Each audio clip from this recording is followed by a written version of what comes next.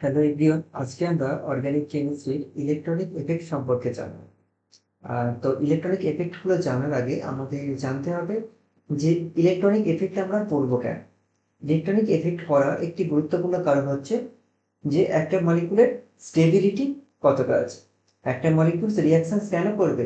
যখন সে যে অবস্থায় আছে সেই অবস্থায় যদি কম স্টেবিলিটি থাকে এবং রিয়াকশনের ফলে সে যদি দেখে যে আরো বড় স্টেবিলিটি আছে বা বেশি স্থায়িত্ব আছে, তখন সে কি করবে?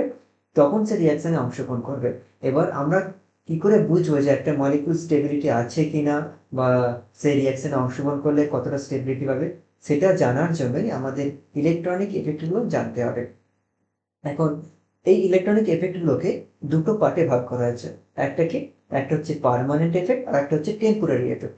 এবার কি কোনো কোনো মলিকুলসে এমন কিছু ইলেকট্রনিক এফেক্ট আছে যেগুলো কি মলিকুলসটা যতদিন স্থায়ী থাকবে ততদিন তার মধ্যে ইলেকট্রনিক এফেক্টগুলো কাজ করবে। আবার এমন কিছু ইলেকট্রনিক এফেক্ট আছে আবার এমন কিছু ইলেকট্রনিক এফেক্ট আছে যেগুলো মলিকিউলসের মধ্যে কিছুটা সময়ের জন্য স্থায়িত্ব লাভ করবে, যেগুলোকে টেম্পোরারি এফেক্ট হিসাবে ধরা হচ্ছে। এখন পার্মানেন্ট ইলেকট্রনিক এফেক্টের কতগুলো ভাগ হলো কি? Inductive effect, hyper conjugation effect, resonance effect এবং মেসোমেরিক এফেক্ট। এগুলো সব পার্মানেন্ট এফেক্ট। এখন তোমাদের কোশ্চেন আসতেই পারে যে কতগুলো পার্মানেন্ট এফেক্টের উদাহরণ দাও বা কোনো একটা দিয়ে দিল। এই inductive effect, hyperconjugation, resonance বা মেসোমেরিক এফেক্ট, এইগুলোর মধ্যে তোমাকে কোনো একটা নাম স্পেসিফিক উল্লেখ করে বলে দিল যে রেজোনেন্স, পার্মানেন্ট এফেক্ট আর টেম্পোরারি এফেক্ট। তখন তোমাকে উত্তর দিতে হবে যে রেজোনেন্স, পার্মানেন্ট এফেক্ট। এই যেখানে দেখতে পাচ্ছ যে পার্মানেন্ট এফেক্টের মধ্যে কি inductive effect, hyperconjugation, resonance, mesomeric effect এবং টেম্পোরারি এফেক্টের মধ্যে কি আছে? ইন্ডাক্টোমেরিক এফেক্ট এবং ইলেকট্রোমেরিক এফেক্ট। এই প্রতিটা পার্ট আমরা একটা একটা ভিডিওতে জানবো। আজকে আমরা আলোচনা করব মেইনলি ইন্ডাকটিভ এফেক্টের। ইন্ডাকটিভ এফেক্ট কি এটা জানার আগে আমাদের জানতে হবে যে কোভ্যালেন্ট বন্ড আসলে কি। কোভ্যালেন্ট বন্ড হচ্ছে by mutual sharing of electron covalent bond is formed. Mutual sharing বলতে কি বোঝাচ্ছে?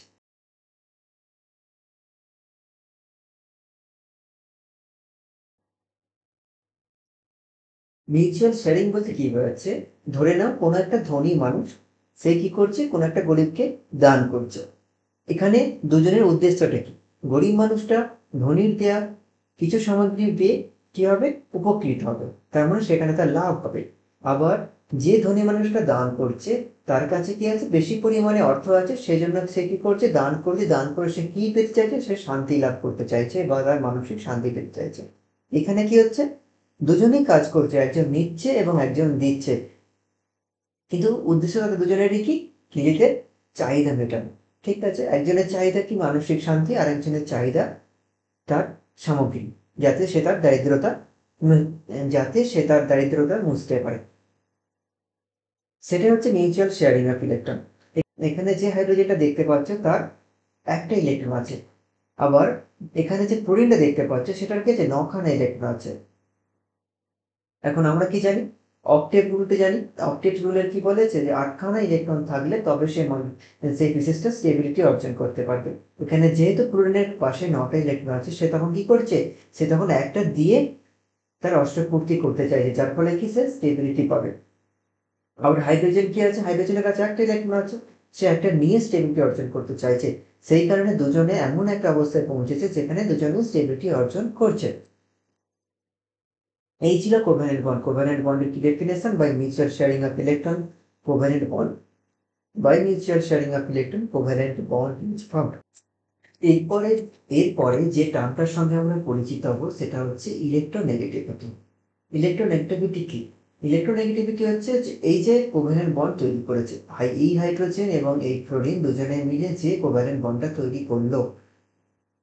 করলো, এদের দুজনের ক্ষমতা আলাদা আলাদা। যখন আমরা দুটো মানুষের সঙ্গে বন্ধুত্ব করি, দুটো মানুষের কি সেম শরীর সম্পন্ন হয়? সেম ওজনের হয়? সেম হাইটের হয় না। তার মানে কি কেউ একজন রোগা থাকবে বা কেউ একজন মোটা থাকবে, সেরকম তাদের চারিত্রিক বৈশিষ্ট্যেরও কিছু না কিছু পার্থক্য থাকবে। সেই রকমই এরা মিউচুয়ালি শেয়ারিং করে দুজনেই উপকৃত হচ্ছে, ঠিক আছে, কিন্তু এদের মধ্যে কারো ক্ষমতা বেশি, কারো ক্ষমতা কম। যার ক্ষমতা বেশি সে কি করবে? বন্ডের যে দুখানা ইলেকট্রন আছে, সেই দুখানা ইলেকট্রনের মধ্যে একটা ইলেকট্রনকে নিজের দিকে টেনে নেবে। এই যে নিজের দিকে টেনে নেওয়ার টেন্ডেন্সি, এই টেন্ডেন্সিটা কি বলা হচ্ছে ইলেকট্রোনেগেটিভিটি। কি ডেফিনেশন দেওয়া আছে? Attracting power of share pair of electron is called electronegativity. আর ইলেকট্রোনেগেটিভিটি আশা করছি বোঝা গেল। এবার হচ্ছে electronegativity order in periodic table. আমরা ইলেকট্রোনেগেটিভিটি টার্ম সম্পর্কে তো অবগত হয়ে গেলাম। এবার কি করে বুঝবো যে কার ইলেকট্রোনেগেটিভিটি বেশি বা কার ইলেকট্রোনেগেটিভিটি কম? সেটা জানতে হবে আমাদের পিরিয়ডিক টেবিলটাকে জানতে হবে। পিরিয়ডিক টেবিলে কি আছে? পিরিয়ডিক টেবিলটা যদি আমরা যাচাই করি সেখানে দেখতে পাবো যে গ্রুপের উপর থেকে নিচের দিকে সাইজ বাড়ে এবং বাম দিক থেকে ডান দিকে যত যাবো তো সাইজ কমে। এই বাম দিক থেকে যখন ডান দিকে যাব সাইজ যেহেতু কমছে সেই কারণে কি হবে? ইলেকট্রোনেগেটিভিটি ইনক্রিজ হবে। ইনক্রিজ কেন হবে? ধরে নাও একটা উদাহরণ দিচ্ছি, বাম দিক থেকে যত ডান দিকে যাচ্ছে তার সাইজ ছোট হচ্ছে। এখানে একটা ছোট মলিকিউলস আর তার বাম দিকে কি আছে? একটা বড় মলিকিউলস। এই যে বড় মলিকিউলসটা আছে,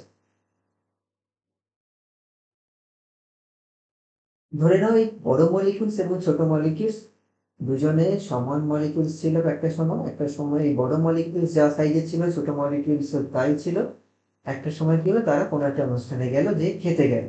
খেতে যেয়ে কি করলো, যে প্রথমেই এই যে ধরে নাও এই যে বড় মলিকিউলস সেটা প্রথমে এরকম দেখতে ছিল, এই ছোট মলিকিউলসটা সেটা প্রথমে এরকম দেখতে ছিল, অর্থাৎ দুজনেই একই ছিল। এবার কি হলো, এরা দুজনেই অনুষ্ঠান করে খেতে গেল। খেতে যাওয়ার পর কি হলো, এই যে বড় মলিকিউলসটা আছে এ প্রথমে গিয়ে পেট ভর্তি করে খেয়ে নিয়েছে। ঠিক আছে? এই ছোট মলিকিউলস তখনও লাইনে দাঁড়িয়েছে, সে তখনও যেতে পারেনি।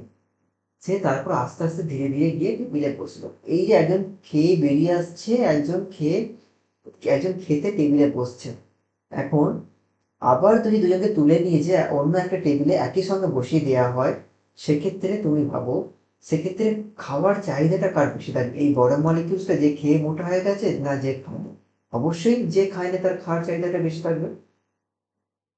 সেই রকমই পিরিয়ড টেবিলের সাইজ যত বড় হবে মানে সে ইলেকট্রনকে নিয়ে খেয়ে বসে আছে।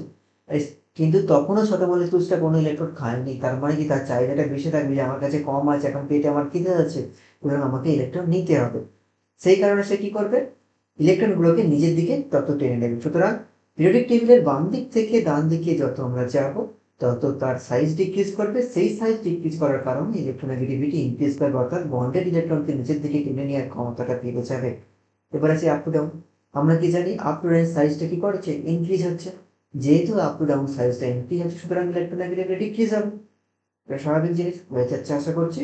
দেখো ইন্ডাকটিভ এফেক্ট কি বলছে। ইন্ডাকটিভ এফেক্ট হচ্ছে the shifting of electrons from less electronegative atom towards the more electronegative atom. তার মানে পিরিয়ডিক টেবিল থেকে আমরা এটা বুঝে গেলাম যে পিরিয়ডিক টেবিলে কোথায় কে মলিকিউলসটা আছে, সেই মলিকিউলসের পজিশন থেকে আমরা বুঝে যাব কার ইলেকট্রোনেগেটিভিটি বেশি, কার ইলেকট্রোনেগেটিভিটি কম। পিরিয়ডিক টেবিলের বাম দিকে যারা থাকে তাদের ইলেকট্রোনেগেটিভিটি কমবে, কম থাকে, বা পিরিয়ডিক টেবিলের ডান দিকে যেগুলো থাকে সেই মলিকিউলসগুলোর ইলেকট্রোনেগেটিভিটি বেশি থাকে। এবার ইন্ডাকটিভ এফেক্ট কি বলছে, the shifting of electrons from less electronegative atom towards more electronegative atoms is called inductive effect. তার মানে যখন দুটো অ্যাটম বন্ড তৈরি করবে তখন সেই দুটো অ্যাটমের মধ্যে কেউ একজন মোর ইলেকট্রোনেগেটিভ থাকবে, কেউ একজন লেস ইলেকট্রোনেগেটিভ থাকবে। এখন যে অ্যাটমটা লেস ইলেকট্রোনেগেটিভ থাকবে সে অ্যাটমটা কি করবে, ইলেকট্রন ছাড়তে বাধ্য হবে, কারণ যে মোর ইলেকট্রোনেগেটিভ সে কি পাবে, ইলেকট্রনটা নিজের থেকে টেনে নেবে। এইটাই হচ্ছে ইন্ডাকটিভ এফেক্ট। এবার যেই অ্যাটমটা ইলেকট্রোনেগেটিভ এলিমেন্ট, মোর ইলেকট্রোনেগেটিভ, সে কি করবে, নিজের দিকে ইলেকট্রন টেনে নিচ্ছে, টেনে নেওয়াটাকে বলা হচ্ছে মাইনাস আই এফেক্ট। এবং যে অ্যাটমটা ছাড়তে বাধ্য হচ্ছে ইলেকট্রনকে সেটাকে বলা হচ্ছে প্লাস আই এফেক্ট, অর্থাৎ সেই ইলেকট্রনকে পুশ করবে। এবার হচ্ছে factors affecting the inductive effect. এবার কি হচ্ছে factors affecting the inductive effect. কতগুলো বিষয়ের উপর ইন্ডাকটিভ এফেক্ট ডিপেন্ড করে। এক নম্বর কি, distance. Distance increases, inductive effect decreases. এই যে এই মলিকিউলসটা দেখতে পাচ্ছ, মলিকিউলস থেকে আছে একটা ক্লোরিন যুক্ত আছে, ক্লোরিন আর দিয়ে কি আছে কার্বন। এখন কার্বনের অবস্থান কোথায়? এই কার্বন আর ক্লোরিনের যে অবস্থানটা পিরিয়ডিক টেবিলে দেখি তাহলে কি বলবো, ক্লোরিনটা অনেকটা ডান দিকের মলিকিউল, তার মানে ক্লোরিনের সাইজ ছোট।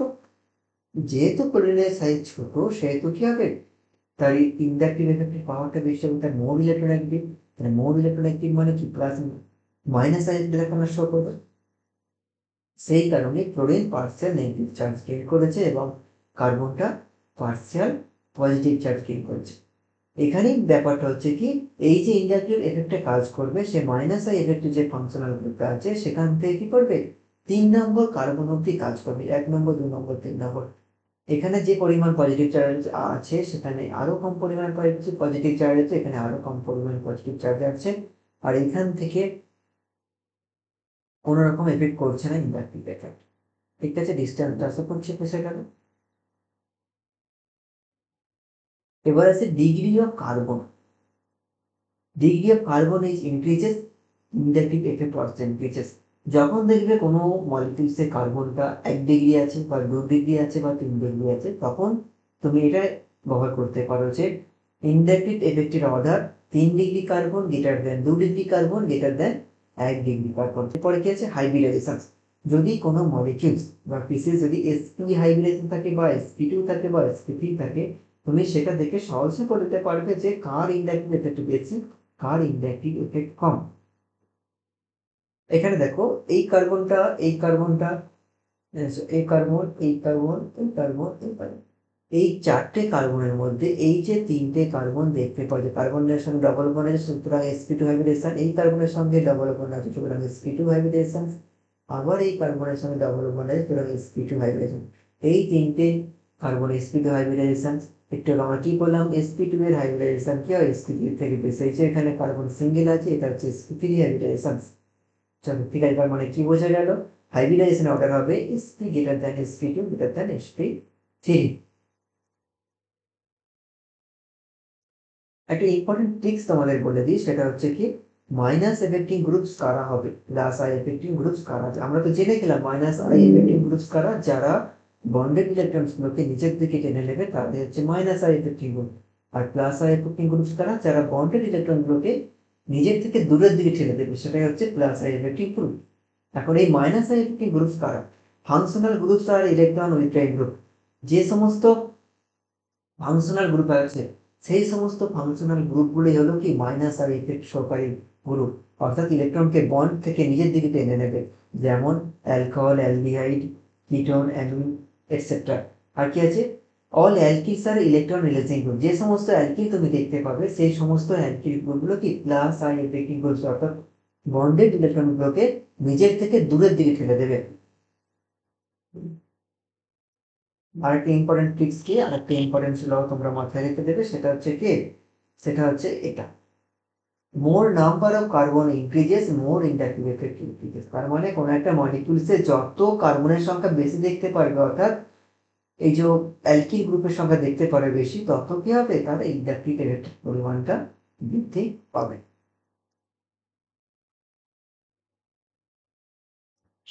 এই ছিল আজকে ইন্ডাকটিভ এফেক্টের বিষয়গুলো। এবার কতগুলো কোয়েশ্চেন তোমাদের সামনে এনে হাজির করছি, সেটা হচ্ছে কি, which of the halogen show more inductive effect. এখানে কি আছে,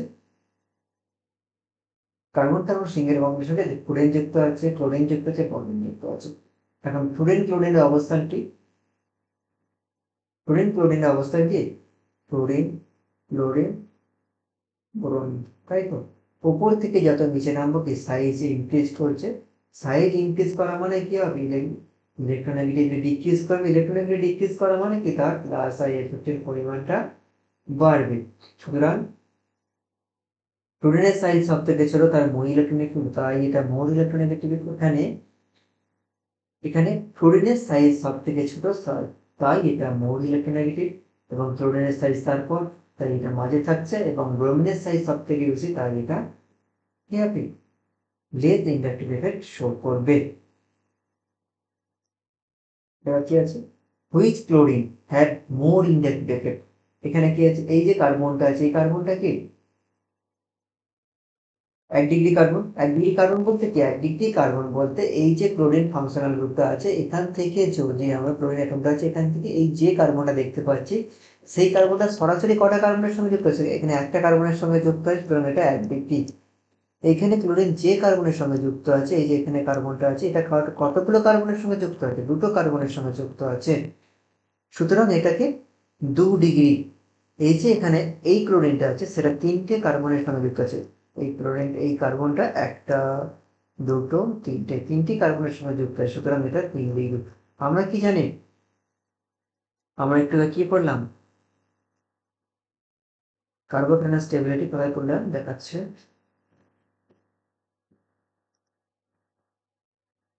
কার্বোকেনাল স্টেবিলিটি কি 3 degree greater than 2 degree greater than 1 degree, সুতরাং এখানে 3 ডিগ্রি কে আছে, এটা 3 ডিগ্রি আছে, সুতরাং এটা ইন্ডাকটিভ একটু বেশি শো করবে, তারপরে এটা, তারপর এটা, which is the electron withdrawing group, which is the electron donating group, কি অপশন দিয়েছে, CH3 CH2 CH8।